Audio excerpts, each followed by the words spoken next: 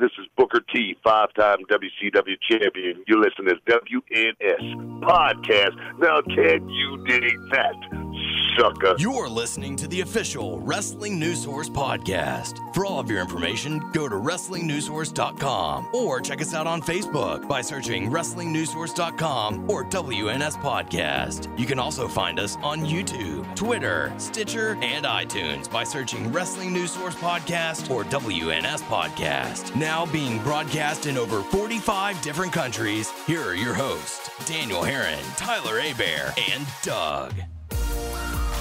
That's right. What's up, everyone? I am Daniel Herron. Tyler Abear. I'm Doug. And we welcome you to episode 214 of the official podcast for WrestlingNewsSource.com. For all of your information, go to WrestlingNewsSource.com. Check us out on Facebook, WrestlingNewsSource.com. You can find us on Facebook at WNS Podcast, on YouTube, WNS Video, and on iTunes, Wrestling News Source Podcast. And these guys are out of their minds.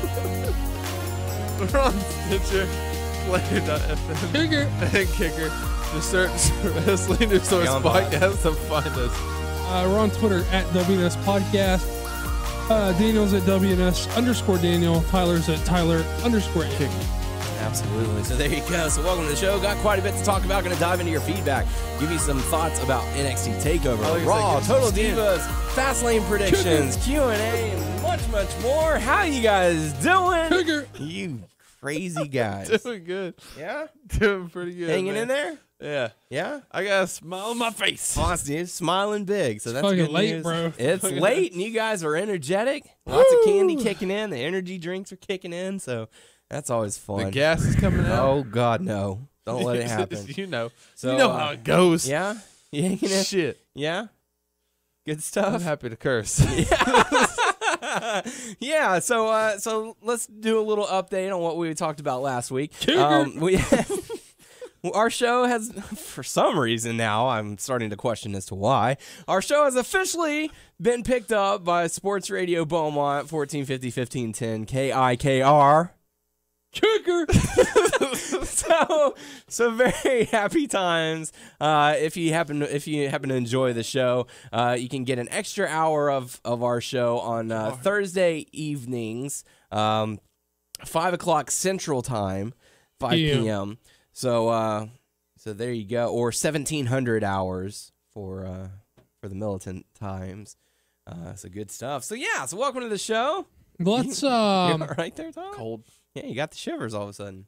well, we should clarify that It is Central Time. yeah, I mean, like, content wise, we're gonna shoot straight with you motherfuckers this week. Yeah. We are going to be doing a much better job of varying the content because of some unforeseen things this week. The show this week is generally our predictions for Fastlane. Yeah. Also, but with some hot topic stuff that we're not going to talk about on this show. But if you still would like to go ahead and listen to that, it'd be fucking awesome to have your support. But in the future, we're going to be doing a much better job of varying the content. And if you have some ideas, throw them kick them at us, and God, what is wrong with that? we'll mull it over. Yeah. No Fuck promises, yeah. but we're gonna try. But I just wanted to be upfront with you guys this week because you guys are so fucking awesome to be with us, for so long, for so many fucking weeks, in and out. And That was good. yeah. So we're just gonna be upfront this week, and That was terrible. we would still appreciate the support. Hey, shut the fuck up, guys! Sorry. I'm trying to do a thing. I'm trying to give this man a high five, and he's not even paying attention. He's We not were- looking at the elbow like you're supposed to. Sure. But next week all bets I'm are just off. saying. Yeah. Be on the lookout. There's an app. If you don't live in the area, there's an app you can Yes. download. Tell them how to download On your it. smartphone device, you just search Sports Radio Beaumont. That's What it. if they have an Android? Sports King? Radio Beaumont. I was doing the Jerry the King does. Oh, the yeah. other- Well, you Tells just them pull how- up Android or Google Plus and search at Google Sports Radio Beaumont. Yeah, if you And it's free! Kicker. Yeah, got that. Download out that here? app. It's free, yo. It's free. Yeah, show us some support if you love us. So yeah, let's dive into some feedback. We have some feedback this week from Bazooka Majin, becoming a regular now. I think this is 3 weeks in a row, so good stuff. Saying, I accept the cat fight match only if Joey Styles is on commentary screaming, cat fight! In Joey Styles' raspy voice the whole match.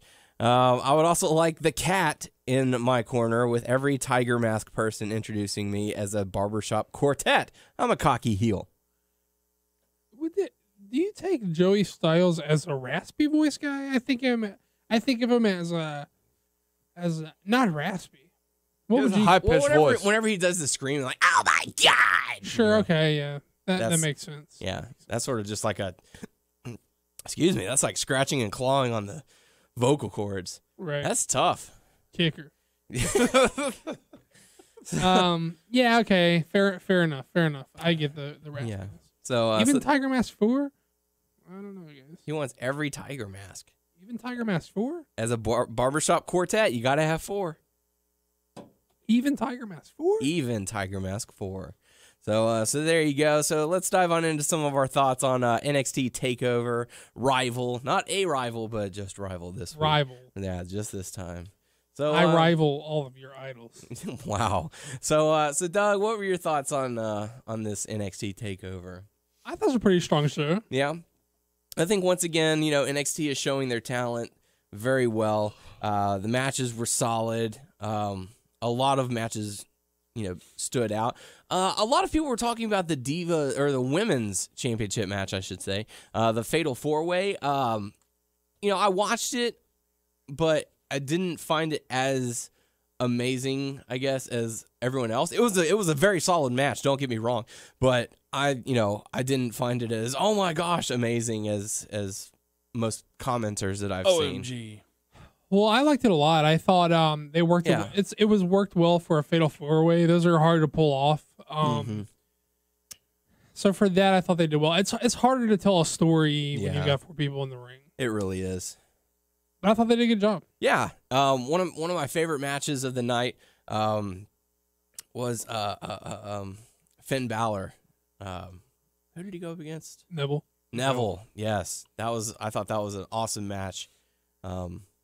The thing that I liked about the match is that they did excellent storytelling in the ring. They would sell the shoulder or in the main event with the power bombs, just working the neck and all that. Yeah, I mean, I felt like I saw a number of people saying they didn't love the main event. And I guess people are used to like loving the main events of these shows. I saw a number of people saying they preferred like Balor Neville.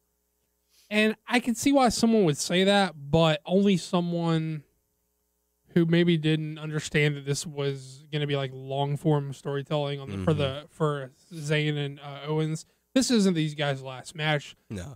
They're not going to go out there and give you everything they've got in their first match, because then what would you expect of subsequent matches? Like, they're going to build the story from here. They're not throwing everything they've got in this match. They tease shit that they didn't even do, like Zayn teased the Brain Buster, aka the top rope Brain Buster. I don't know that have you seen Zayn hit the top rope Brain Buster since he's been in NXT? I doubt that he has. I have not. He sort of saved that and the torpedo like through the turnbuckle DDT. He probably saves those for he's hit the torpedo DDT, but I haven't seen him hit the top rope Brain Buster. And I don't know. I heard some people talk about I've heard some talk of like guys saying that they thought like Owens went for too many pinfalls or something like that. Like it seemed more of a match for him and less of like a personal grudge. But if you have been following along like the story, like Owens has said like this isn't personal, this is business, which sort of fits his character. It makes him even more of a prick that it's just business to him. It's like his best friend that he fucked over, but it's just business, right? It's like that makes you more of a prick than you're like than if it was a personal vendetta. Like you could at least see a stake that someone had. If no matter how deranged and fucked up his opinion would be, if his whole and he does admit to some professional jealousy, but if his whole thing was just jealousy, you could even though his view is skewed, you could see where he was coming from. Right. But it's even more fucked up that he's like, no, it's just business. Like I'll check my emotions at the door. Right. Whoever I walk out, whoever I walk into the ring with is my opponent. So that not only plays to what he said as far as it's just business, like yeah, I had to beat up my best friend to get this opportunity or whatever. It's just business, but that even leaves more room for the story, for the narrative to climb to a more personal place. Like for Zayn, it's fucking personal. For Owens, it's just business. But we're gonna build on that. We're gonna get these guys had like a year-long feud in Ring of Honor, or more than a year-long feud in Ring of Honor that was like out of this world. These guys know how to do a long-term feud, and they're gonna fucking get there. So yeah, it was cool, and I honestly thought it was the match of the night because of the story it told. Well, I think that some people confuse like high spots and cool technical shit with like what's a good match. Like a good match is that, it can be that, but it can also be like emotional storytelling, right? You know what I mean? Or it could just be a fucking wild ass brawl. Nothing's necessarily too pretty. It's just dudes getting down fucking dirty, right? Right. But I mean, it could be a number of things, right? So I don't know. I thought it was really well, and like the best part of how good that was is that's not the best these dudes have to offer. Exactly. It's only gonna get and more intense from here. This was the dominant showing from Owens, and now it's Zayn's turn to be the underdog. Like, you saw what he did to me last time. You know, I've got to come back with everything that I've got. Well, see, the great thing about it is like, as much as it's cool to see Zayn got his time with the title, his shine, his triumph. But the thing about Zayn is he's like better in the chase role. Like, yes, he has such an ability to get people behind him that it's wasted if he's the champ. Like, like the people like want to be like, come on, Zayn, you can fucking do this. Like he's better in the chase, so it's better that Owens just gets the fucking belt anyway. Yeah. Yeah, I don't know. I thought it was really good, and it's only power going to get bombs better. were sick. Sure. You know, going into the storytelling. I will say that I'm sorry. I was just gonna say, like, the storytelling before the match, during the match, after the match, it was just all solid work. And I feel like that's lacking in the main roster. You know, I don't know what it is that's so different that they can't do in the main roster. But, you know, like they brought up the personal, you know, history between these guys. You saw the pictures of them traveling the world together in cars with each other, you know, doing all that. You know, like that's what we need. Sure. Something that I will say, like a lot of people were talking about the finish was confusing. I can see that. Right. It's not a lot of times that they do the ref stoppage finish in the WWE. And the most recent time that we've seen it before this, I think, was when Ambrose, like, they told him he couldn't continue off of limb work for his leg, which was totally the wrong way to use that fucking thing.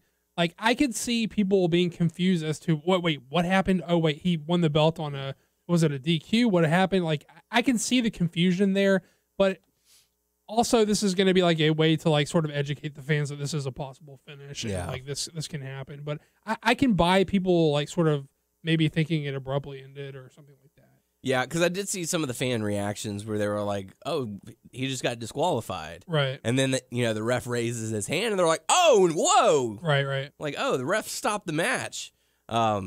It was a perfectly legitimate finish. It's just that you don't see it often enough for it to like immediately take mind what happened. Right. But all in all, I thought Rival was a very solid show. Once again, they're raising the bar in how to do special events. Yeah, just to touch on, I guess, the rest of them really quick. I guess we didn't go in order, but Lucha Dragons and Murphy and God, what's Murphy's partner's name? That other guy. That shit was they were real sloppy. They fucked up a ton of stuff. Like, who are these guys? Like, they just came out of nowhere. They come out to like the most god awful dubstep type of music. It's just, I didn't like it. I don't mind them. I mean, my thing about the match was it was just sloppy on all accounts. Lucha Dragons were sloppy. Yeah. Murphy, God, why can't I think of his partner's name? They were sloppy too.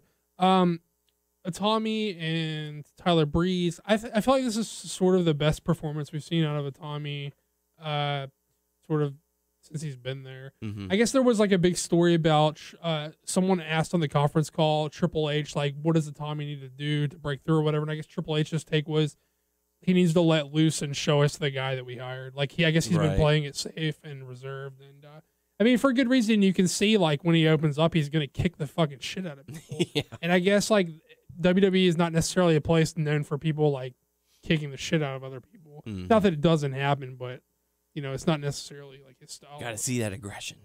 Sure, but I guess I felt like he opened up and we saw a little bit more of like what he brings or whatever. Mm-hmm.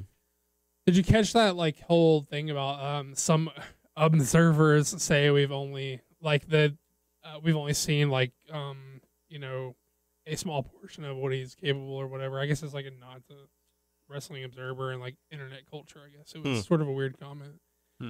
And what else was there? Is that everything?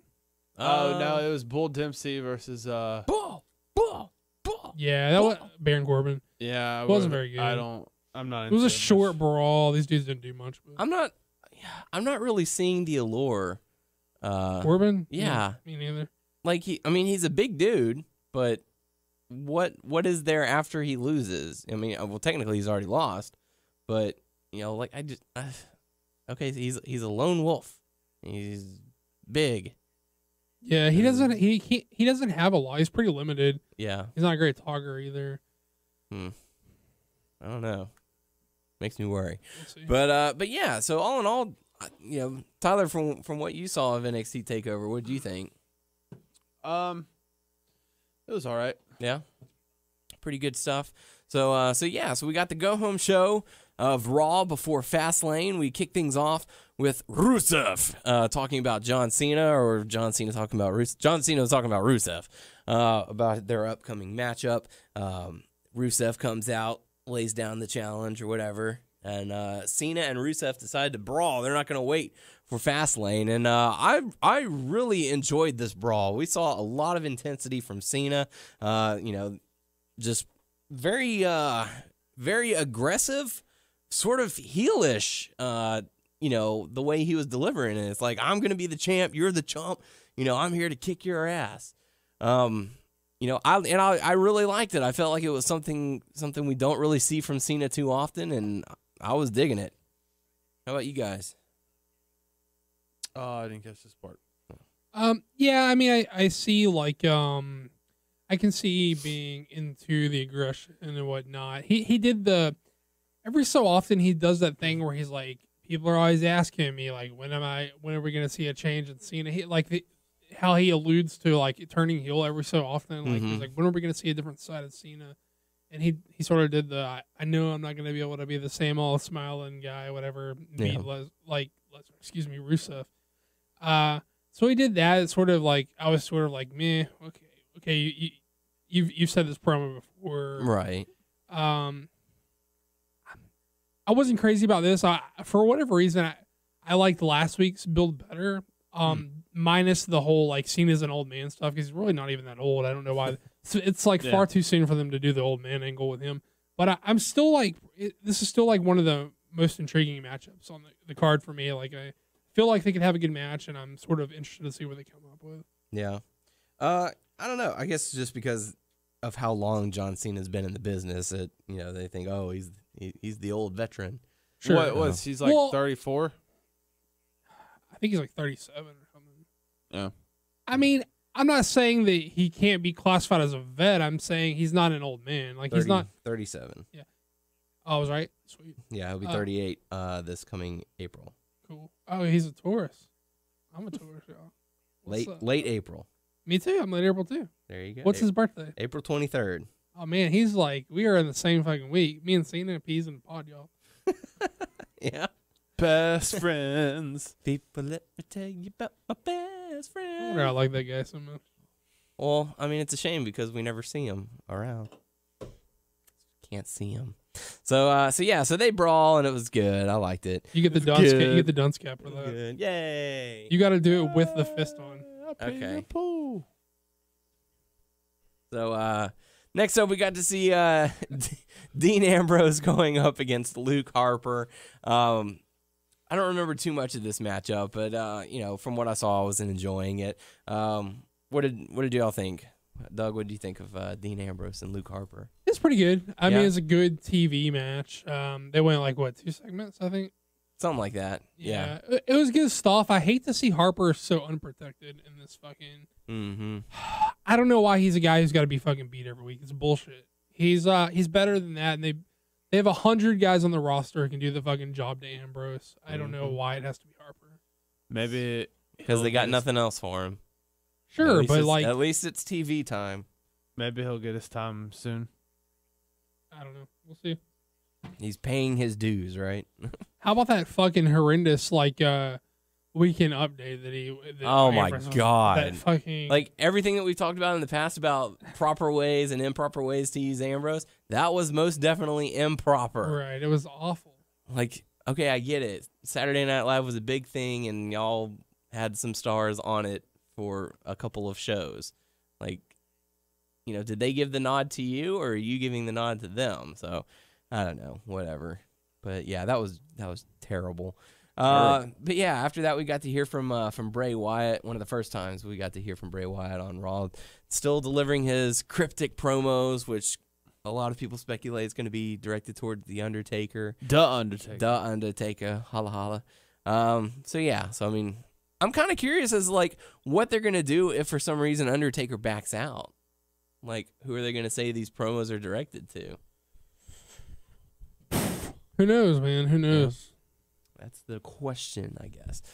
So after that, we got to see the New Day, Xavier Woods and Kofi Kingston going up against Stardust and Goldust. But before the matchup, we got to see Stardust and Goldust in their locker rooms, approached by the father, the talker, one of the greatest talkers, baby, of all time, American Dream, Dusty Rhodes. Yeah, I fucking love Dusty. He's so awesome. But even he couldn't save this shit. I mean, it's all about blood, baby. Yeah, I mean, as awesome as Dusty is, as great of a talker as Dusty is, as great as Dusty can be, without even making sense most of the time, even he couldn't make this great. I don't know. Out of all the stars in the universes that are out there, what matters most is family. Yeah, I mean, I don't know. I'm just not feeling this. I don't know. Our blood. I don't think they can get me into this. I don't know. Yeah? Yeah, I don't care. Not buying in? Well, the matchup itself was all right. Xavier Woods and Kofi Kingston ended up getting the victory. And Stardust then turns and attacks his brother Goldust. So, leading to the split of Stardust and Goldust. Right. So, sad times in the Cosmic Key universe. Bad stuff. So, yeah, whatever. And then, Masters of the Universe. Yeah, Masters of the Universe. No, that's Kid and Cesaro. Well, I mean, the Cosmic Key. Yeah. So, but after that, Gildor. What's the fucking guy? What is that guy that made it for the Masters of the Universe movie who's just in the movie? Is it Gildor? I have no idea. I'm going to Google that right now. He's like the little funny guy who likes eating the chicken, and he's the guy who has the Cosmic Key. No idea. You fucking youngsters. Yeah, I'm a youngster. I don't know. But we did see a Roman Reigns promo. You're wrong. Yeah, and then after that, we got to see Dusty Rhodes, going up to Stardust saying, what's the deal? Why did you do that? That's your brother.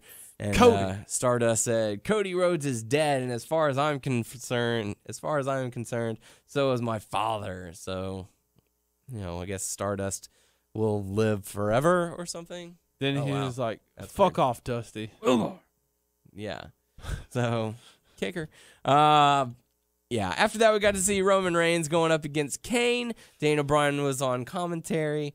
The match ends in a count out. One of the funny things I found when I thought about it was that Michael Cole was saying, oh, this is a huge win for Roman Reigns. He just beat Kane. Yay! Yeah, but the thing is a lot of people have been beating Kane lately. I'll beat Kane. This just ended via count out. That's it. So hold up, guys. Holding up. Let me tell you about hold Gwildor. Up a minute, You found him. Let me tell you about Gwildor. I know you want to know. Okay. You little fucking whippersnapper. Ready to know. Dude, I saw this movie in theaters as a kid with my mom and everything. I love this fucking movie. Let me tell you about Gwildor a little bit. Now that I've Googled it and I remember. Drop some knowledge on us, Doug. Gwildor is a fictional character from the Masters of the Universe franchise. Kicker. He was introduced into the franchise after appearing in the 1987 Masters of the Universe film. Gwildor is a member of the Thenurians, a dwarf-like race of people. He is known throughout Eternia as a famous locksmith and inventor, and is notable mainly for his greatest creation, the Cosmic Key, a mechanical device with the ability to transport its holder to any place throughout space and time. Ooh, I want that. Coincidence? I think not. Cody stole the key from him. Or his key was the tag team championships, which they never got back. So, Maybe it's sort of like in Lucha Underground, like how their belt is made out of Aztec gold. Like the tag titles in the WWE are made out of parts from the Cosmic Key. it's possible. That brass coin. Possible. So Doug, with that being said, what were your thoughts on Roman Reigns versus Kane? Let's talk about Goldor some more. Yeah. Man, Here's the kicker. here's the kicker. No, man, I just can't get excited. I was bummed out when I saw this when they put up the graphic of Daniel Bryan and Big Show and Roman and Kane. Like, I just can't get up for any fucking Kane matches, especially not with Roman Reigns. At first glance, I thought it was going to be a tag match with Daniel Bryan Right. teaming up with Big Show, going up against Roman Reigns and Kane. Sure, I saw that too. I could see that. I was like, wait, what? Yeah, I don't know, man. I just can't get up for this. Yeah, get it up. So, and throughout the match, Daniel Bryan decided to do some yesing and, Total dick move. yeah, creating a distraction for Roman Reigns. And when asked later, he was like, well, hey, man, if he can't handle hearing people chanting yes, then he's going to be quite upset on Sunday because he's going to be hearing a whole lot of it. Yeah, Daniel Bryan came across as pretty unlikable and kind of an asshole. They both did during this Raw. Sure, they did. His one great retort was that he was saying that he wasn't upset that he lost the Rumble. He was just upset that he was stripped of the title, was never given a chance, or whatever. Mm-hmm. And then I guess they were like, "Will you enter yourself?" And his comeback was, "I shouldn't have been stripped of the title for having one less defense than Brock Lesnar," Yeah. Which was like, when you're built, especially in this angle where both guys are coming across so unlikable, it's sort of, they're not telling you who you should be rooting for, and so you're supposed to formulate your own opinion based on the facts that these guys are and the arguments these guys are presenting to you. And that's a good, as good as anything. Like, It's very valid, yes. What do you guys think? What do you guys make of this whole, like, neither of these guys are presented as super likable? I don't like it. Yeah. I mean, I know. I guess they're just doing it to Do what? I guess they're just doing it to confuse the crowd. Yeah, I mean, it's one of those things. You got two faces. One is the company guy that they want to be the new face, and the other guy is the face of the people. You know, it's like, this is our guy, not your guy. We want our guy. So they're putting them against each other, saying, okay, well, I'm going to be this way and you're going to be this way, and we're just going to, toss and turn and make the crowd decide. Well, I mean, I get what you're saying, and like, I mean, it makes it seem like that's like the meta narrative. Yeah. But like the actual narrative of the story they're telling is that neither one of these guys were like uber right, and neither one of these guys are uber like likable, or neither one of these guys are really easy to get behind. This is like, to me, this is a big argument against all those people who say they want Shades of Grey booking, because neither one of these guys is presented as the right guy, and neither one of these guys is presented as the wrong guy. They're both presented as two guys who have both of their motivations for what's happening, and both and what they want, and the things that they're doing to get what they want. And from a lot of indication, this could be just a smokescreen to get Roman to the main event with a buffer from Bryan in the meantime. But if we're taking this story at face value, this is Shades of Grey booking. There's not a good guy, there's not a bad guy. They're saying, these are these two guys, this is their story, this is their motivation. Which one do you like? Cheer for whoever you like. Right. If we're taking it at face value. And this is my biggest argument against this Shades of Grey booking that people want, because neither one of these guys comes across. I can't cheer for either one of these guys. And I fucking love Daniel Bryan, and I don't have a problem with Roman Reigns, at least not in the sense of, I don't have a problem with him in general. I think he's overpushed for the spot they're looking to give him. But this is my biggest argument against people who say this. And they're even with like shows that have like Shades of Grey characters, there's at least a protagonist and an antagonist. And even if your protagonist isn't squeaky clean in the face, like in the sense of this is your baby face, he is at least positioned as the more sympathetic of the two, and or the one you want to get behind, the one you want to see win. Even if he's not squeaky clean, he's the protagonist. In this, there is no protagonist because you can't do Shades of Grey and not have a protagonist or an antagonist. At least, I mean, I guess you can, but like I'm not seeing it done here, and I'm not seeing it done well. So this is my biggest arguments against people who say they want Shades of Grey. This is why I argue so hard. There should be a babyface. There should be a heel. Right. I guess people could argue that they still want Shades of Grey booking. This isn't Shades of Grey booking done well. If you're out there and you believe that, make me an argument. I will entertain your argument. But as far as I'm concerned, I am skeptical that works, especially in the WWE. I know some people are going to say Lucha Underground does Shades of Grey booking fairly well, or they at least do a decent job if you're talking about Lucha Underground. And I will concede that. But what I will say about Lucha Underground is a stationary product. They have a studio taping. They do not tour, and they do not rely on the crowds to. They just tell their stories in the same. They're not going places and asking these guys to draw and asking the fans to cheer on.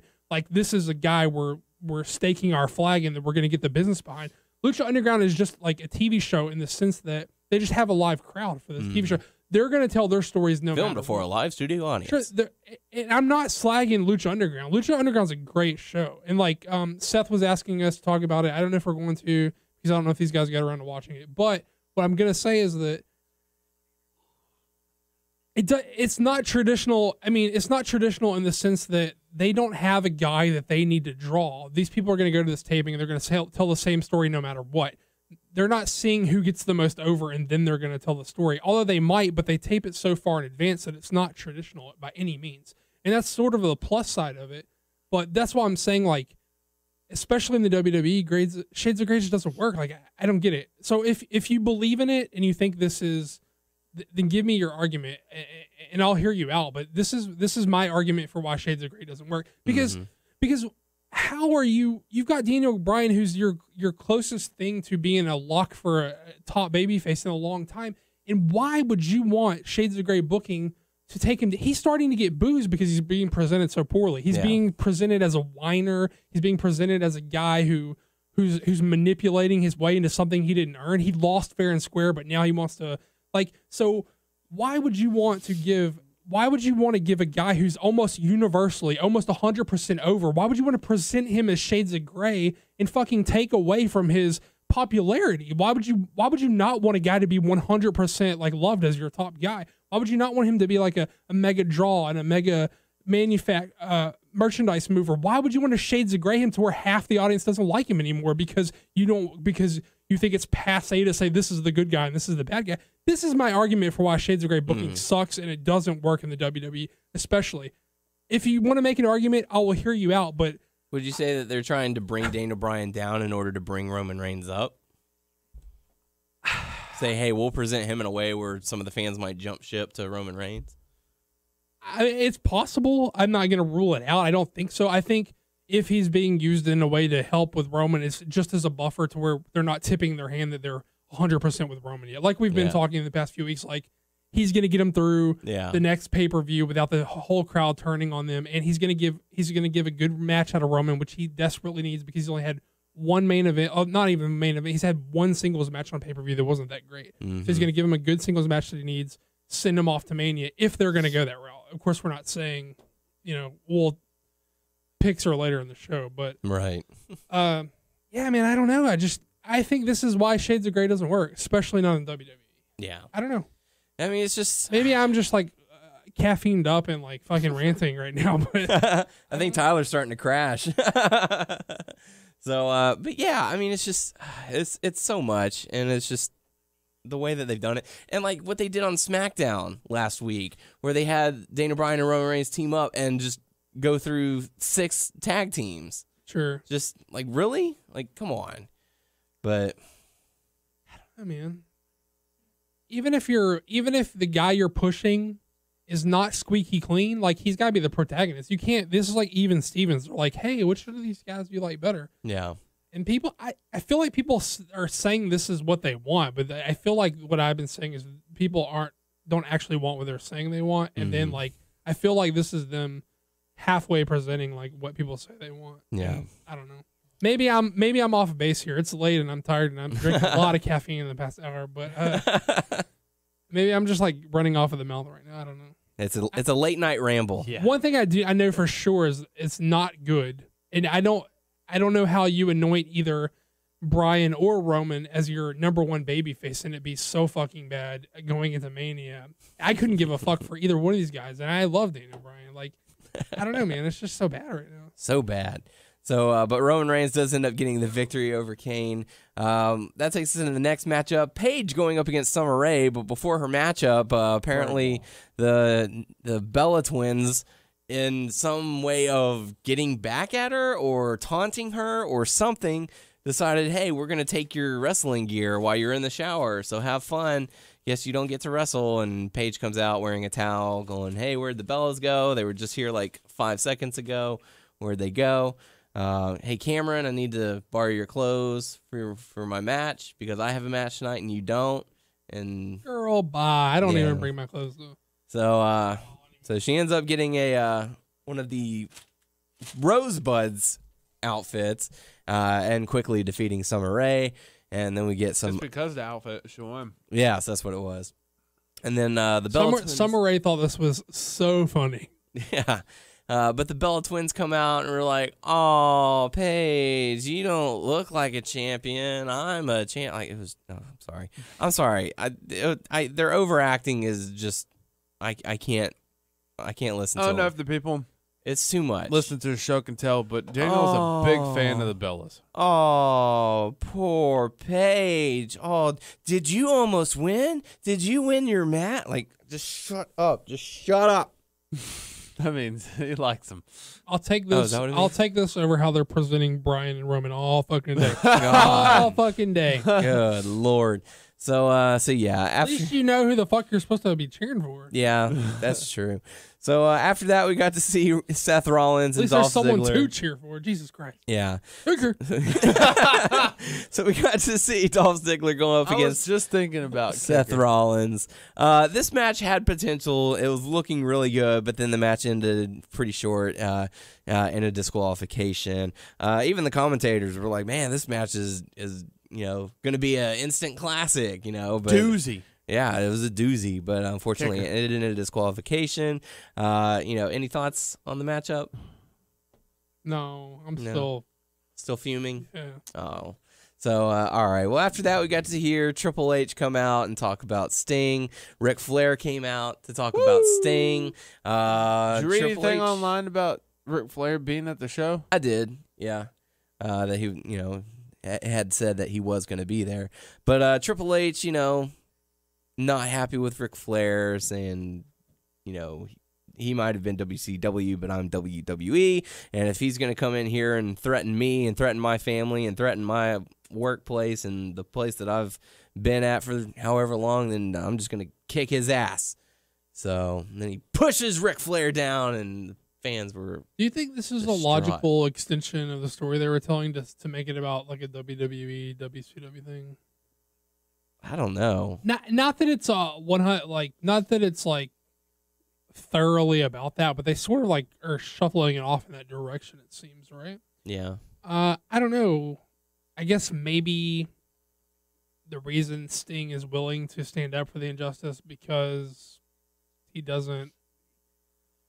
I don't know, man. I'm trying to make a case. There's not a whole lot that's making sense here. It seems a little. I mean, I'm sure when Sting actually speaks, we'll get his side and maybe we'll piece it together better. But it seems like a weird sort of direction to take it. I don't know. Yeah, it's not making a whole lot of sense. But yeah, so after that, we got to see the Ascension come out and beat down Darren Young and someone. We never even heard their name. They would whatever. But, a beatdown ensued. And Titus O'Neil comes to make the save, potentially reuniting the primetime players. Yeah, because they didn't have nothing else going on, so they might as well put them back together. Making moves, making $1 million moves. I don't think that was the case. No? No, I think that the timing is more than suspect that days after Darren Young complained on Twitter about them making a trip to Abu Dhabi because of Abu Dhabi's, I guess, laws and stance on women and homosexuals, I guess, in general. He was left off the tour, and he complained about it on Twitter. He questioned why the WWE would even go to a place that would have those laws and those ideas against, I guess, women and homosexuals. And I guess he sort of made a case about that, and then they had to release a statement saying that I guess his comments got deleted, but there was a statement released from WWE saying that they supported Young and his right to speak his mind on his Twitter account, but that they couldn't change the culture in other parts of the world, and that they didn't bring him for his own safety. And they didn't bring the women on the tour either. And that was that. And I think it's more than a coincidence that he's on TV like days later after not having been on TV for so long. And I understand that I understand that he has been injured for a portion of the time he's been out. But I find it more than a little odd that he's magically on TV now. And now reunited with Titus O'Neil. Sure. I mean, I don't think that I'm not surprised that he's reunited with Titus O'Neil. They probably thought, like, well, if we're going to put him on TV and use him, then might as well, reunite the primetime players. Titus doesn't do anything. He's not doing anything. I mean... And it will also be a good matchup against the Ascension. So now, at least you have something there. If you're trying to build the Ascension, let's say, because they brought back the New Age Outlaws, let's bring back Primetime Players and have them go up against the Ascension. Sure. I mean, I thought that the Primetime Players were cut short and they didn't live up to the potential that they had when they broke them up originally. If I'm being real honest with you guys, I thought Slater Gator was the better team. If I'm being honest, I think Slater's a better worker than Darren Young. But, what? If I'm being honest with myself. Kicker. But I'm just sort of, I think Titus is underrated. I'm just excited to see Titus get some play on TV. I want to see Slater Gator. I don't know, man. I think it's a little weird. What do you guys think about this whole? Did you see Slater's haircut on SmackDown? Yeah, it's a little more like the recent. It's a little longer than Evan Bourne's, or I guess Seidel's now. But it's sort of that same thing. It's like the undercut with the back over. Long, yeah. It's strange. A little longer than Seidel's, though. It's strange. What do you guys make of this Darren Young stuff? Right, wrong? Like, what do you think?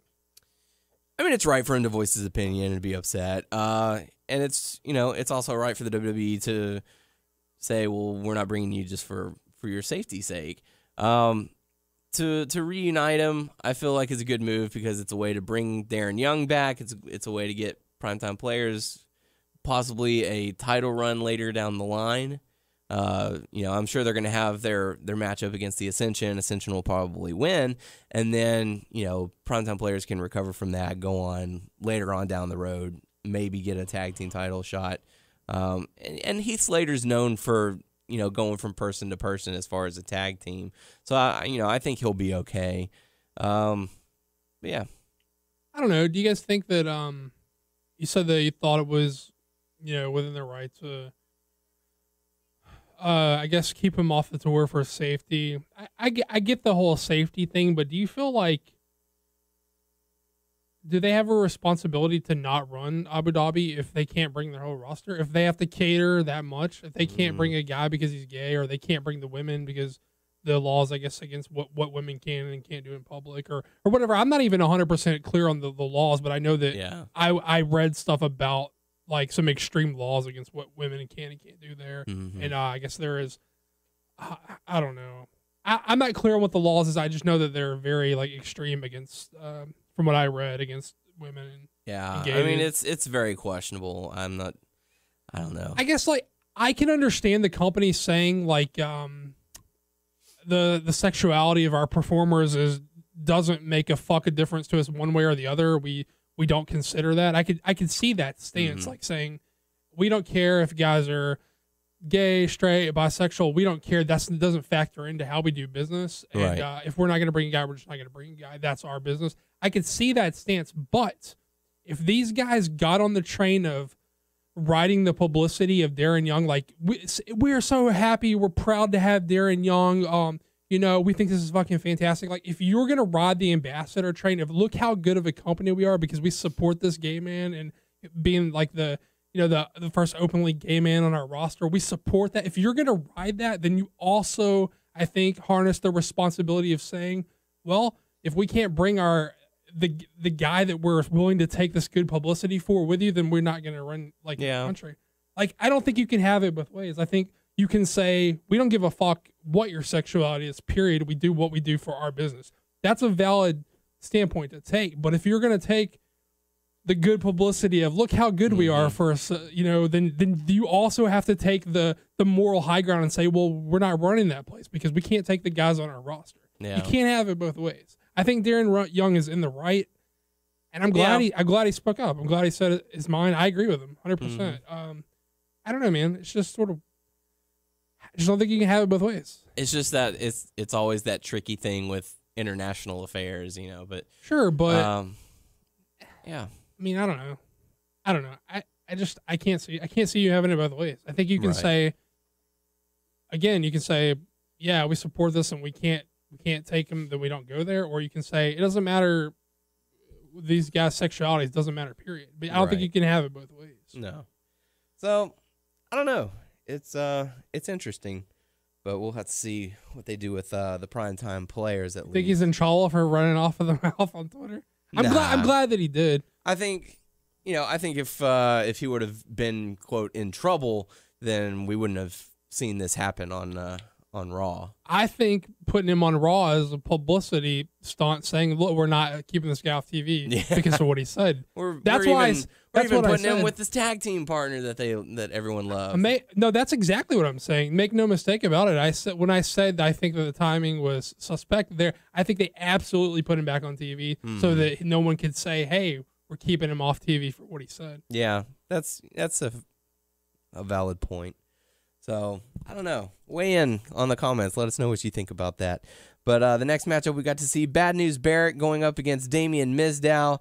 Miz was on the microphone, being very annoying, ringing a bell. He also asked Barrett to teach Damian a lesson. Yeah, knock him down a few pegs because he's getting more popular than me. So, knock him down a few pegs. But Bad News Barrett did end up getting the victory.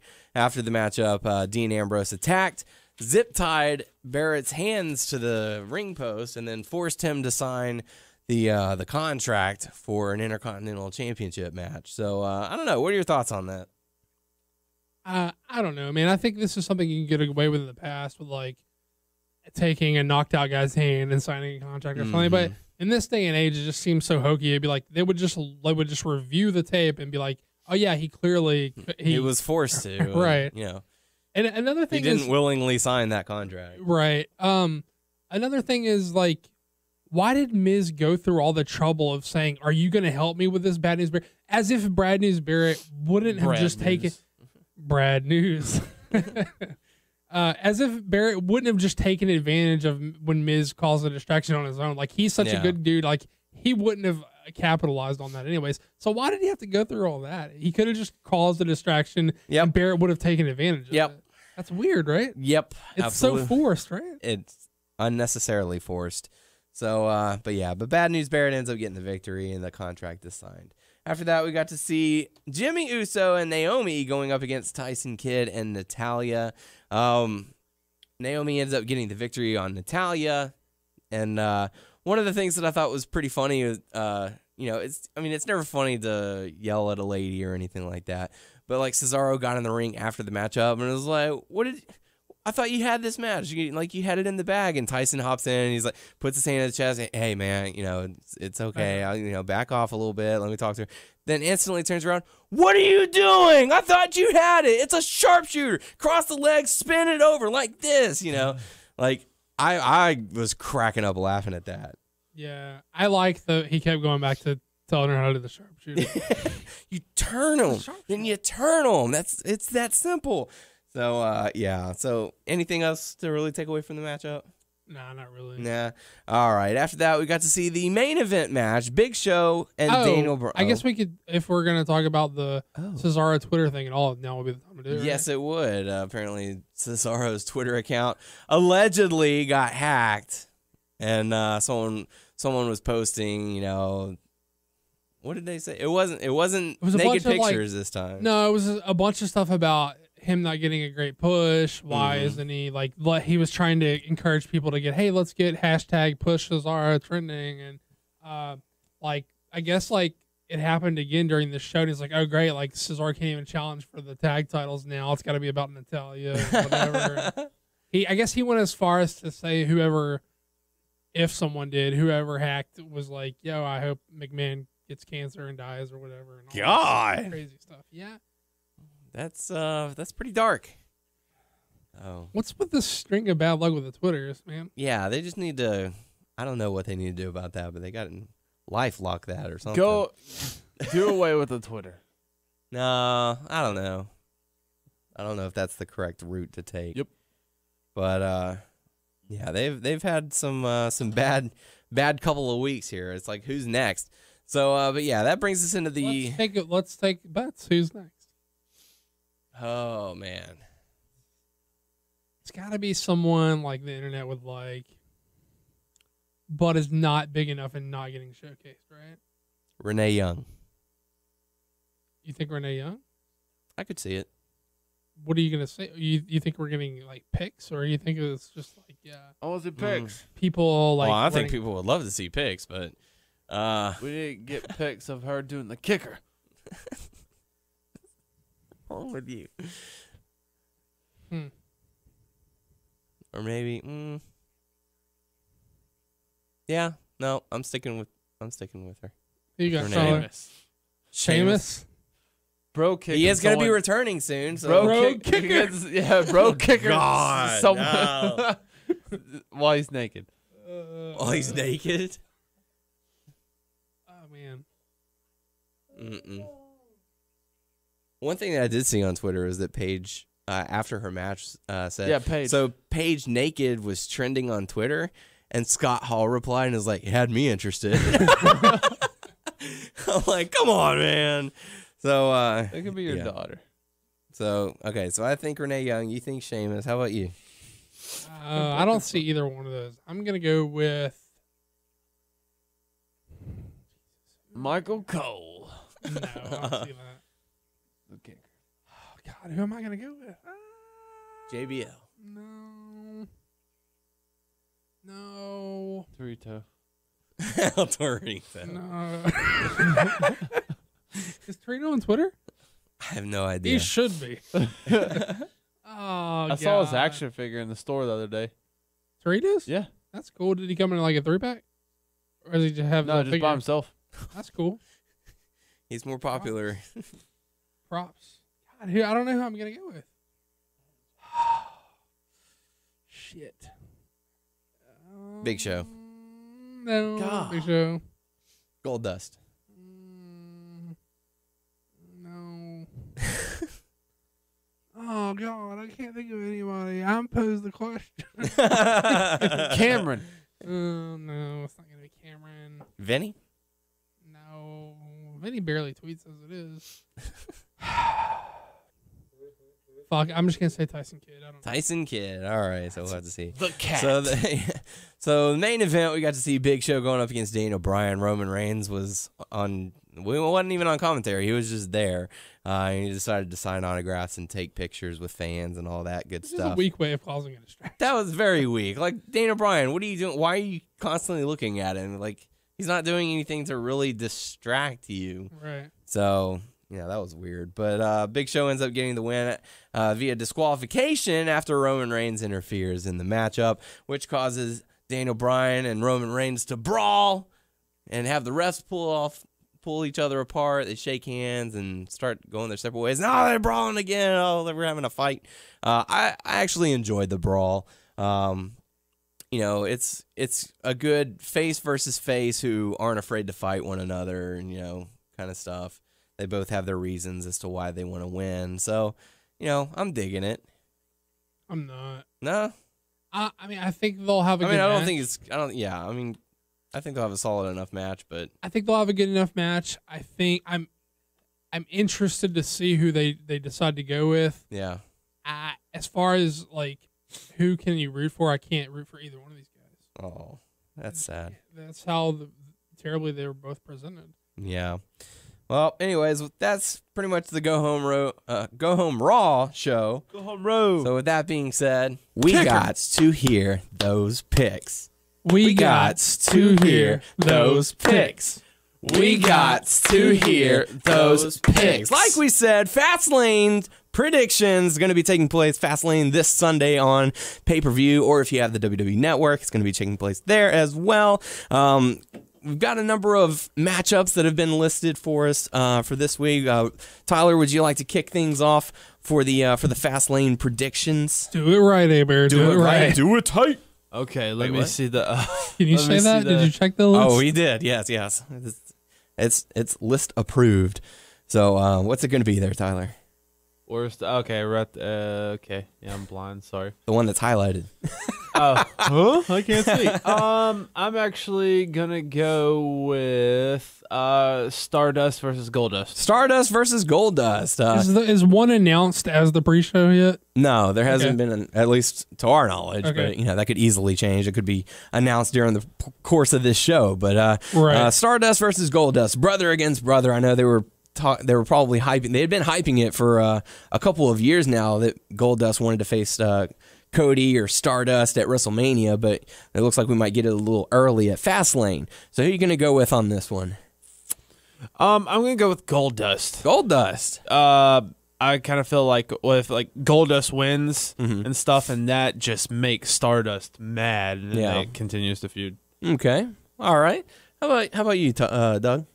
Well, I think who you go with is going to depend on how long you see this feud lasting. Yeah.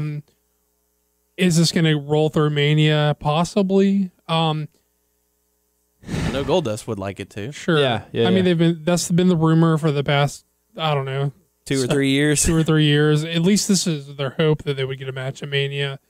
And even though we've seen sort of the cracks between these dudes forming over the past, past several weeks, it still feels like early in the feud. So, oh man, I don't know. I'm not sure. I don't have a clear pick in mind yet. Give me your argument. Maybe you can convince me one way or the other. I think Tyler makes a good point. You could have Goldust get the victory, which makes Stardust even angrier and say, all right, you know what? I want your career on the line, at WrestleMania or something like that. I could also see that, Stardust wins, and I know Goldust could, be sad about it, but he also could say, hey, man, I still want to fight you. I'm trying to get through to you, brother, Yeah. So. Yeah, I mean, I think, traditionally, if you're looking at, traditional booking theory, the babyface would, you're building to the babyface triumphing in the end, but this is not sort of your average story where that's not necessarily the end goal here. I think the end goal here is to get Cody more over on Goldust's way out of the business. So to do that, I think the first logical step, I guess I would agree with you guys, that Goldust goes over here, sets up a rematch at Mania where maybe Stardust triumphs there. Okay. I'll take Goldust as well. Goldust to win. All right. So all three of us picking Goldust to win. So, Doug, what would you like the next matchup to be that we discuss about for Fastlane taking place this Sunday? Let's go with the Divas. Divas. All right. Nikki Bella versus Paige for the Divas Championship. What are your thoughts about this? Because I feel like this sort of came out of nowhere. It looked like they were going to have Natalya be the challenger, but then they switched it up on us, and Paige suddenly got a shot, and then they were feuding with one another. I mean, I don't have a ton of thoughts about this, mostly because I don't believe they have a ton of thought that went into booking this. So I don't know, man. I don't know what to say here. How about who wins? I'm going to stick with Nikki. I mean, I know a lot of people are high on Paige, but it feels like the Bellas are the hot act right now. They've got a lot going on with Total Divas. They're high on that show. It supposedly does decent ratings. They just feel like the showcased act right now, and I don't feel like there is Paige has enough momentum to maybe take that away from them. Okay. Yeah. How about you, Tyler? Yeah, I'm in the same boat. It's the spotlight's on them. So, Yep. yeah. The main actresses on Total Divas and the main divas on the WWE roster. So my pick is Brie. Well, no. What? It's not in this match. Yeah, bro. it's sorry. Nikki My bad. or Paige. So who are you going to go with, Nikki or Paige? Brie mode. No, you can't choose Brie mode. No Brie mode in this match. Nikki. Nikki? All right, I'm going to go with Nikki as well. I just don't see them changing it. Next matchup on the list. Got it. Let's do I don't know. Let's do the tag team championship. Let's do Usos versus Tyson Kidd and Cesaro. So Tyler, who are you going to go with on this one? This is probably one of the ones where we've seen the most interaction. Between the competitors. By interaction, do you mean building to this tag team match by intergender tag matches? Well, no, I mean they have had those. Yes. Sure. Okay.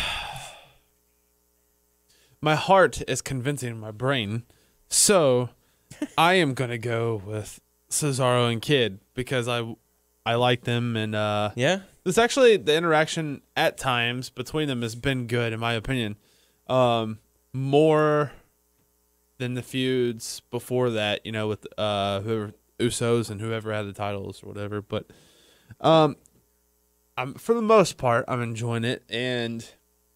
I just want to see Cesaro and Kidd succeed, so I'm picking them. All right, good stuff. Doug, how about you? What are your thoughts on this matchup? I can see it going either way. I think we saw last month that they sort of used these guys as at the Rumble for a buffer. They attempted to use them as a buffer somewhat, like to sort of sweeten the crowd up on the way to the main show. So I can see them trying to pull that here if they were to go with Roman in the main event. I can see this as like sort of a, softening up the crowd by giving them some favorites. I could see that as a possibility. I could also see them holding that off to Mania, letting these guys go over at Mania. I can see it either way, really. So I think be good. So I don't know, but I could just as easily see. I can see it happening at Mania too. I'm gonna go with Tyler. I'm gonna take Cesaro and Kidd as well. Cesaro and Kidd, interesting. Yeah. I don't know. I feel like they're trying to put focus on Tyson and Natalya, so that would have more conflict of their marital troubles, I guess, or whatever that they're putting focus on. If they win the tag team titles, then Natalya somehow cost them the match. I don't know. I could see it go either way, honestly, but. I'm a sucker for peer pressure, so I'm going to go with Tyson Kidd and Cesaro to win as well. So it's really that one time a year where we're in the midst of Mania season where you really feel like anything could not that you feel that anything could happen, but you could see possibilities of plans playing out in so many ways. Where so much of the year it's pretty much like, okay, this is what I think is going to happen, and it's pretty close. But I don't know. We'll see. Well, we'll see. So Tyler, we got 3 matches remaining. What you going to pick on here for us to discuss about Fastlane on this Sunday? I'm going to go with Bad News Barrett versus Dean Ambrose for the Intercontinental Championship. All right, BNB versus Dean Ambrose. The match was kind of just thrown together. Dean Ambrose wanted a match. Bad News Barrett didn't want to give him a match. So Dean Ambrose he has a win over Barrett, and then he challenged him outright for the title since he has he had the victory already. So he wants a title match. Yeah. So it's not necessarily out of nowhere, but but Bad News Barrett ducking unwilling to be a fighting champion, but Dean Ambrose, I guess you could say, forced his hand and managed to get a title matchup. So who are you going to go with, Tyler? I'm going to go with Dean Ambrose. Really? I would say right now he's not hot, but he's hot. I guess, if you know what I mean. It's like, who's hotter, Bad News Barrett or Dean Ambrose right now? Dean Ambrose. But I don't know where you would go after that, but I feel like Dean Ambrose. Okay. How about you, Doug? I'm going to say the same, mostly because not that the United States title is always wait, is this the U.S. title match? Yeah. Or the, No, it's Intercontinental. I'm sorry, Intercontinental. Not that it's always showcased at Mania, but if they were to showcase this at Mania this year, I could see it being a bigger deal with Ambrose. I think Ambrose has more momentum, so to speak. Barrett's coming back off of injury. He doesn't have a lot going on. Even though he's back, they haven't really used him a ton. Right. And I don't know. I think Ambrose is over. The crowd likes Ambrose. I don't even see this as a feud that's going to play out very long. I could see them giving the belt to Ambrose, and then Ambrose is on to a new feud for Mania. I could see that easily. Yeah. I'm going to take Ambrose. Okay. See, the way that they've booked Ambrose lately, it's not like he needs the belt or he even needs the win. So I'm gonna have to. I don't know. I think he very much needs the win. Yeah. He came out on the losing into Wyatt so many times, and yeah, he did lose to Wyatt a lot. I do think Ambrose needs the win. To be honest, he's not over enough to sustain like bad booking. You know what I mean? Yeah. I don't know. You guys are working your peer pressure on me. I'm gonna go Cave in. What? Cave in. Cave in. That means you go for Bad News Barrett. All right, I'm gonna go with Dean Ambrose to win. God. Are we unanimous so far? Unanimous, yes, absolutely. Yeah, this is boring radio. Oh wait, yeah. I think you're not supposed to say this is boring radio on your radio show. No. Sorry, guys. So this is hot stuff. Let's dive in into Rusev versus John Cena for the United States Championship. This one has been booked very interesting. The fact that it's for the United States title, the fact that it's John Cena going up against Rusev. They even told us before the pay-per-view, well, this match was set for WrestleMania, but we're deciding to try and get people to like Fastlane, so we're going to have it plus we need the star power, we're going to have it at Fastlane. So who are you guys going to go with? The unpinned, unsubmitted Rusev or the old veteran in John Cena? This is how I see it going down. This is not the end of this feud. I think this is at least going to Mania. And to get to Mania, I think that Rusev has to stay looking strong to Mania for this to even matter to go into one more match. So I could see a no finish to this match, or I could see Cena going over by disqualification on Rusev, like Rusev excessive, like doesn't break a hold or keeps going. I very much don't think we're getting a clean finish to this match. And Cena never tapped. Well, more importantly, because Cena has a history of not tapping. Like, people expect that from Cena. More importantly, Rusev is not going to get pinned or submitted in this, and I think that's the important thing. I think Cena can win this by DQ. Title doesn't change hands, and you get one more match at Mania out of this. So I either see complete schmozzy no finish, or I see Cena by DQ. Okay. How about you, Tyler? There's going to be some shenanigans. Yeah. But I don't know who to go with. If I have to pick someone. You have to pick someone. You absolutely must. The referee. The referee is, no, you can't. No Bree mode, no referee. You can't be doing this. Sorry. I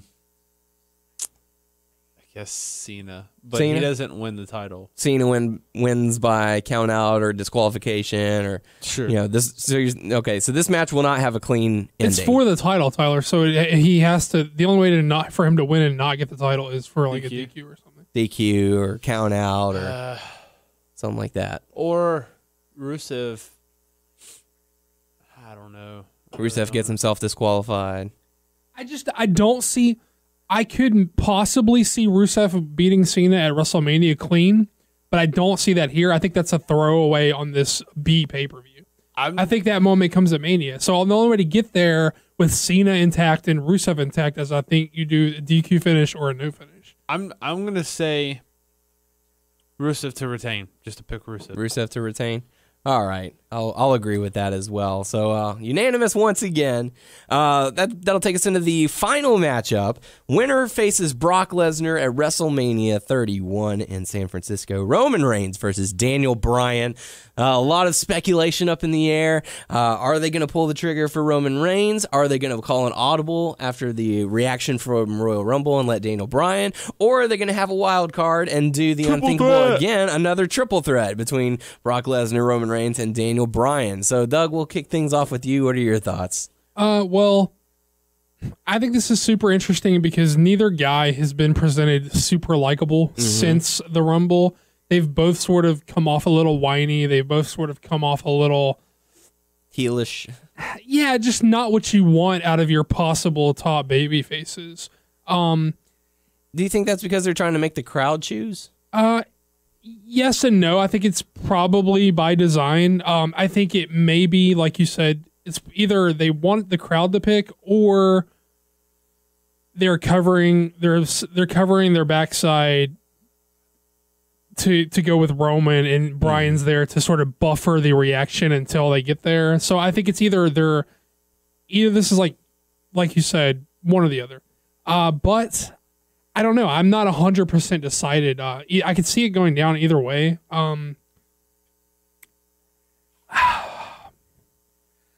My heart says Bryan, but I'm going to go with Roman. I'm going to go with Roman.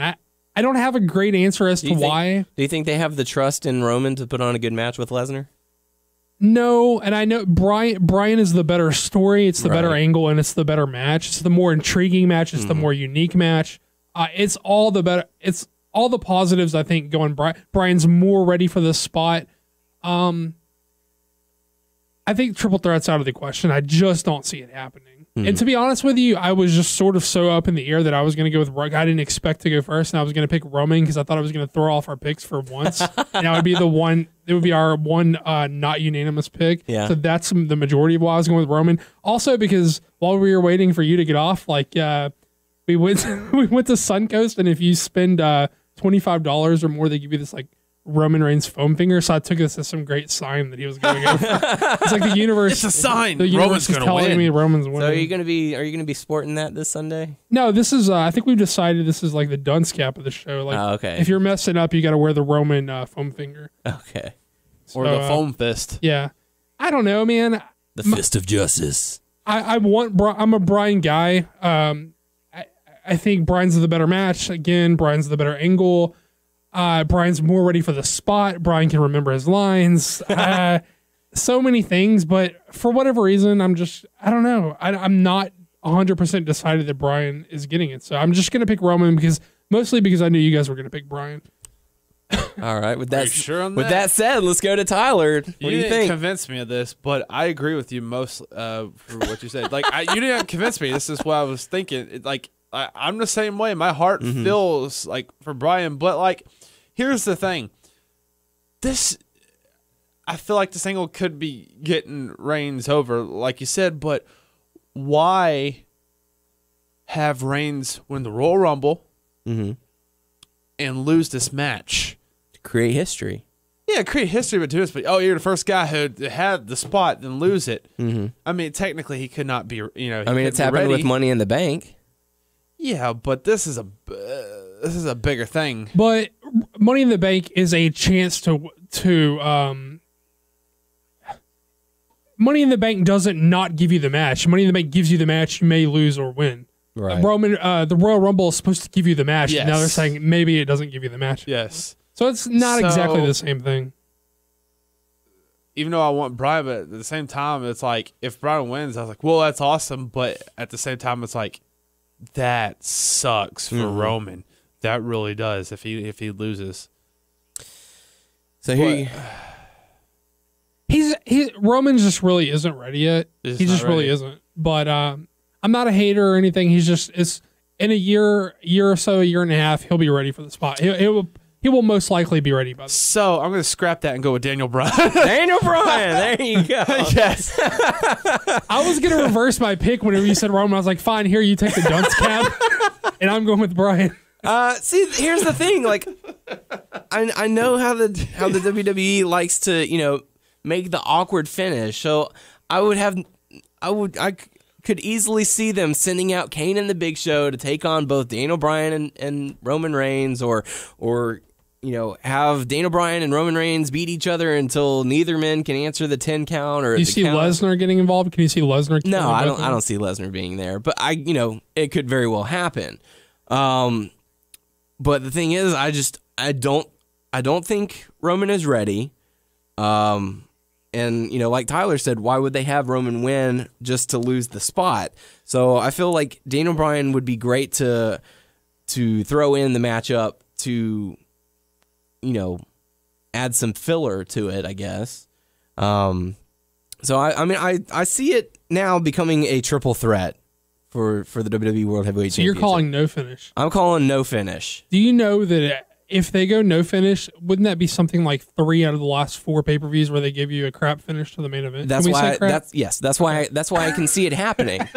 That's exactly why I can see it happening. The whole time that Daniel Bryan was facing Randy Orton, how many bad finishes did they have? Like the whole summer of 2013 to spring of 2014. That's all that the pay-per-views were no finishes. So why not have it that way? That way we can say, okay, well, both men, showed they had potential. Both men, could equally say that they deserve that spot. Clarify that. Don't say why not, as in I don't care why not. Like, it's bad for business for them to continually do that. You're gonna say I could see them doing that. I mean, you mean that you could see them doing it, not that why not? It doesn't matter, because it does matter. It does matter, but do they really care? I mean, they're gonna do what they want to do, and people are still gonna tune in. They're gonna get the people who are like, "Oh, I'm done watching this. I'm never gonna watch it again." But that goes back to what we were talking about, like last year when the network debuted. Mm-hmm. Is that going to change the way they book from show to show? Is the pay-per-view it's just a continuation? Pay-per-view is no longer a payoff to feuds. It's no longer an end or a beginning. It's just a stop along the way. Right. And they don't have to feel as bad about it because you're not paying, or most people aren't paying $50 a pop. They're paying $10 a month on the network. Right. I don't know. Or, man. I mean, even with this month being free on the network. Sure. So. Well, yeah, they can give you a non-finish and be like, well, you didn't pay for it. Yeah, you didn't pay. Well, what's the deal? New subscribers didn't pay, right? That's true. Okay. And I want to say I saw someone say that they got an email saying that this month was free for everyone? For everyone. I could be wrong, but. I can't see them doing that. Yeah. But I see no finish in this matchup to lead to a triple threat. Will I be wrong? Probably. But can it happen? Absolutely. Can't see triple threat. I just can't see it. I feel like Roman Reigns needs the help. Well, then they should, if they feel like he needs that, if he needs Daniel Bryan and The Rock just to get him to WrestleMania, he's probably not the guy then. Exactly. Well, I mean, we've been saying that for a long time. I'm not arguing that he's the guy. I picked to be different because I thought, it's weird that we were unanimous on everything. We each have a different pick in the main event. Yeah.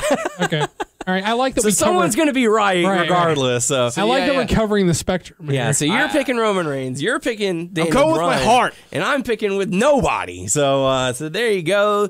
Fastlane this Sunday. There you go. Those are some great picks.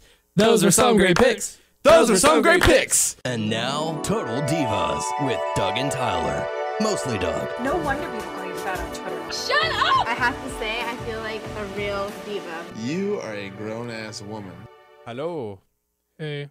It's Total Divas time. Yeah. Yeah. Mostly Tyler. Mostly Tyler. Okay. I'm going to go with the sad stories first. Don't you make me cry. Important Don't you make stories. Me cry. Okay, I have to think. Okay, so Alicia Fox was in a relationship with Foxy Bad News Barrett. For the longest time, I thought that Alicia Fox was still in a relationship. Is Daniel this much taller than me that he can sit like here and the mic be in this spot? I think so. Really? Man. Could be wrong. I don't think he's that much taller than me. Taking a spot. Didn't you hear like a while back? I thought Alicia Fox was dating Alonzo Rivera, Carlton. Is that true? That's what I thought. I guess I'm wrong. Go ahead, I'll Google. You Google that. But apparently for 2 years, Alicia Fox and Wade Barrett were I'll dating. minimize this. It's not going to stop the recording. Check it out. I don't know. Try This it. is riveting podcast. Try. So. Oh, fuck. I did fuck it up. Oh, no, that's good. I'm not going to Freaked out, huh? Sorry, I don't want to fuck this up. So she was freaking out, and she is my trying to phone. avoid Wade Barrett. I think they were on the UK tour. They and- dated for 2 years? Yeah, Wade Barrett and Alicia Fox. Good. Well, Rosa was trying to help her. They went somewhere, and she's like, "Hey." I Googled it, and the first thing that come up says, why did Bad News Barrett break up with Alicia Fox? Do you want to find out? Or do they tell you on the show? He says, Oh, they say it on the show? "Yeah." Oh, fuck. Well, get to your shit then. Go ahead. Well, she My got bad. she got pissed at Rosa because Rosa was just trying to help her out, but Wait, Alicia does the Fox, breakup happen on the show? No. I guess it was a while back. Okay, go ahead. But she snapped on Rosa and all that stuff, and then later on she apologized to her. But throughout the whole episode, she was trying to avoid Bad News Barrett, and He finally just hangs out around them a lot? Nah, he there's a Seems few like it would be times- too easy. It would be pretty easy to avoid someone. Yeah, I know, right? But I felt like it was like a setup. It was like a few people, like her friends, they were right by Wade, and she's walking past, and she sees them, but she turns around and talks to someone else, and they both hurry and leave. And so they left her with Wade, and they were talking and stuff. They're both tall. They both have those like tall, thin bodies. I guess that seems like they're naturally drawn to each other. Maybe they're like, we're into tall, thin people. This is totally me being tired. I'm talking out of my ass right now. I don't even know what I'm saying. Go I'm ahead. tired too. Daniel left the fucking room. Yeah, he left. He's probably sleeping. That's what we should be doing. Yeah. Well, they were talking, and she wanted to know why'd you leave and all that stuff. I don't know how long they've been broken up, or apparently I guess they didn't talk about it. I don't know, but So why is he trying to get some makeup sex or something? No. just trying He to pretty get- much just told her, I love you, but I don't feel like I don't see myself being with you for the rest of my life. So I didn't want it to go on and just hurt you. So that was pretty much it. And she was like understanding, and they were both okay. It was pretty fucking weird. It was it was. So that was pretty much it. Does he seem like a normal dude? Yeah. Even with the accent? Yeah. That's weird, bro. I gotta catch this one. I've been fucking Then up. the next one is very serious. And before I say it, you're gonna be like, "What?" with these two people? But it was pretty serious. It's with Natalia and TJ. And Don't tell me we're doing a domestic abuse angle. No. Okay, No. thank God. Well, they got along for this episode. It's actually because Natalia's dad. This episode is about Natalia's dad. Anvil? Yeah. Okay. Tell me he would more. come over and stuff, but he's I guess he had a drug addiction. Yeah, I think it's pretty well known. Yeah, well, you could tell by the way he talks and all that stuff that something's up. And she asked TJ. Oh, he was all fucked up when he was over there? Yeah. You could tell that something was up, and he asked TJ to help her and all that stuff. And Did it seem like they were kayfabing it for the show, or does it seem like he just came over and fucked they up? staged an intervention on him, but they didn't show it. Right. They had the cameras outside, and you can hear it. Sure. In the house, but they didn't show it. Sure. But there was one point where TJ was talking to Jim, and all Jim kept on talking about was old moments in the past, like when he wrestled and stuff. And apparently he's already told these stories and all that stuff. And they would talk about some other stuff, other subjects, and he would go back to it instantly and all that stuff. Yeah. But the way he walked and all that stuff, it seems sad. But then they had a friend Like, just for, like, to clarify again, just so we're all clear on this, we know that they shoot this in a way and that they sort of group footage in a way to, like, sort of make storylines up for these girls on this show. It's a quote-unquote reality show, and we all know how much reality goes into some reality shows, but this didn't seem like them making a thing out of nothing. It seemed like it was pretty legit. Okay. Just making sure. I don't know who this guy was, but he picked up Jim, and Jim didn't really fight too much, but they didn't show it. The cameras were outside the house, but you can hear inside. So they had, I guess, mics in there. Sure. And he didn't fight, and he decided to go to rehab, and he asked who's paying for it. WWE's paying for it, so. Well, you know, they got to get that good pub off of that. Yeah, so. Kicker. Try to lighten the mood a little bit. And the third one is the funny one, but it really wasn't that funny. But it was about the Bellas. Well, they're hanging out with Paige and all that stuff, and I guess what was it? They were in the UK. Yeah, they're in the UK, and the whole time they had a lot of stuff to do. But Paige wanted a drink. And she wanted Bremo to come out. Nikki was like, "Yeah, you don't need to do this." Can I guess? Blah, blah. Can I guess who actually got Bremo'd? No, you go ahead. Because like the running joke is that whoever Bree is never the one who's Bremo'd. It's always someone else, even though they're telling her it's Bremo'd. Let me guess, and then you tell me if I'm right or wrong. Okay. Paige goes Bremo'd. Everyone screams Bremo'd a lot, but Bree's never actually doing anything crazy or fucked up. It's someone else. And so I'm going to say it's Paige goes Bree mode, but Bree does not actually get Bree mode. Nobody goes Bree mode. No Bree mode. False Bree mode. She gets tipsy and all that stuff, Bree. Right. But no, what it was is like, yeah, but when you build up the concept of Bree mode, like a good buzz is not Bree mode to me. Bree mode means we did some fucked up shit. We might need to look out for the law or something. Or at the very least, like I'm fucking like making a scene in public, like type shit. There was one cool part, and I'll get to it. I thought it was hilarious as shit. Carry on. Well, Nikki was telling Paige, "Hey, can you make sure she gets in on time, all stuff, not to have too many drinks?" And Paige was like, "Sure." When she left, they got Bree drunk. They were drinking a lot, and she did get on the table and scream, "Primo!" Then she promptly steps off the table and acts very calm and very collected. Yeah. All right, guys, we need to bring this down a little bit. But they drank a lot. I guess they stayed up for a long time. Then apparently at the end, Nikki gets up in the morning trying to get a hold of Bree because they're in two different rooms, and she knocks on the door.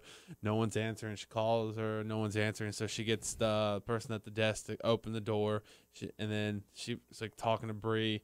Like, "You need to get up." It's like, "I had an alarm set. Why'd you have to wake me up? Why don't you go work out for us?" So she gets up. And this is hilarious as shit. She pukes all over Nikki and gets all on her, like, on her boobs and everything. Projectile? Yeah. Did they catch it on film? Yeah. Did it look fake? No, it was kind of like projectile spray. Uh-huh. Not like a beam. Would you say it was more of a splatter or more of a, like,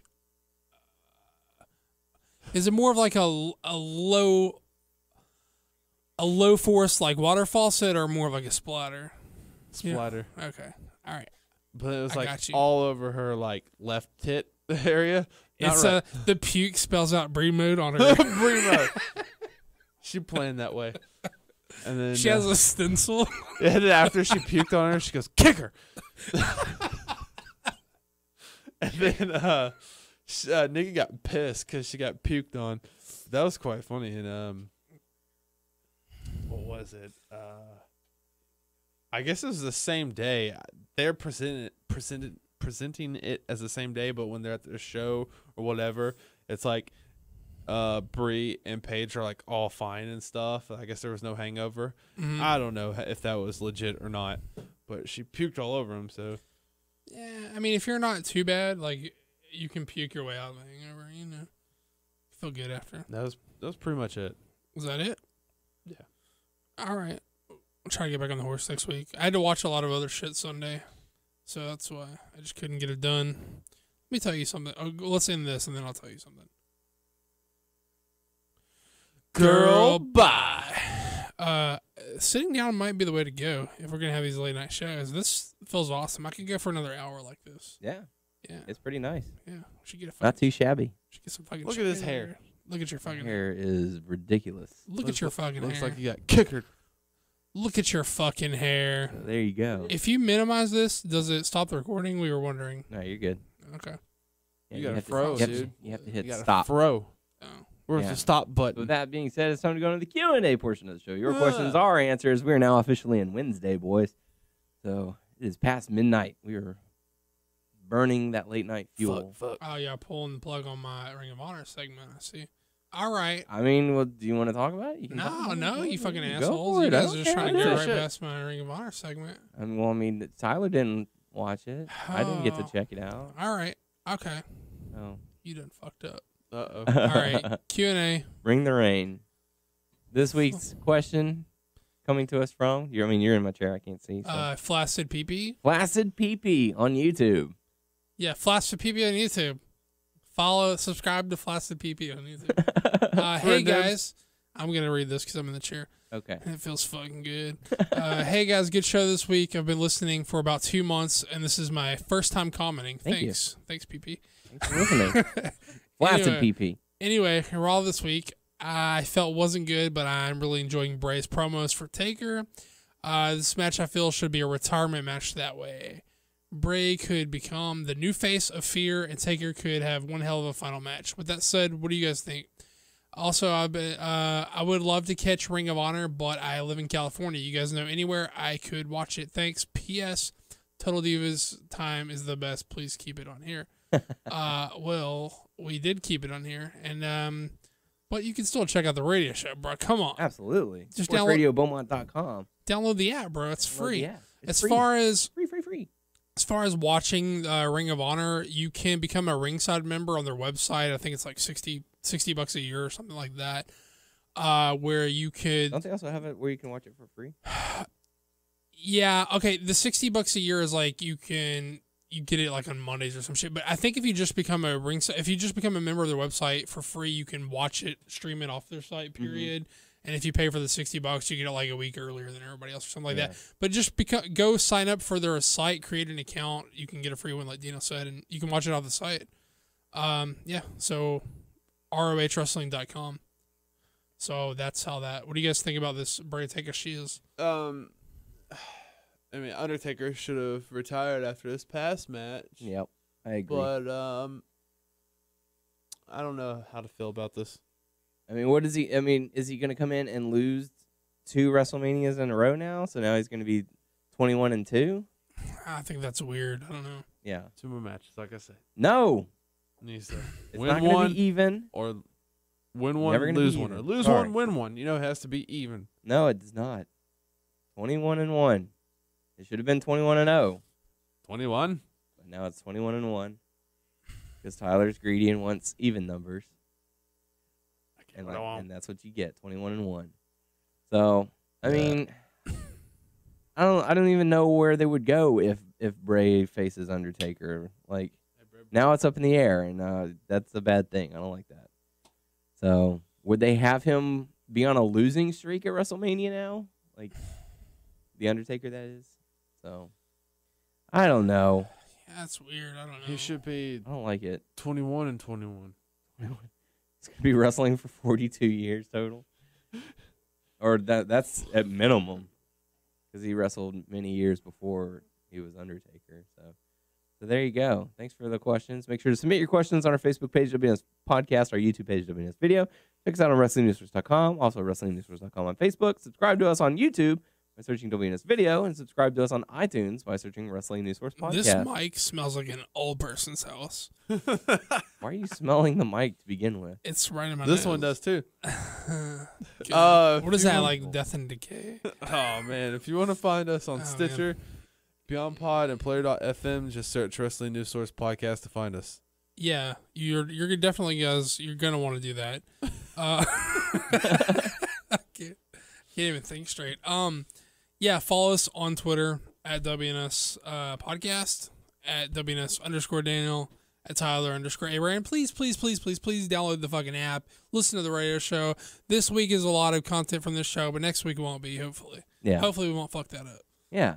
Good times. So there you go. For the podcast crew, I am Daniel Heron. I'm Doug.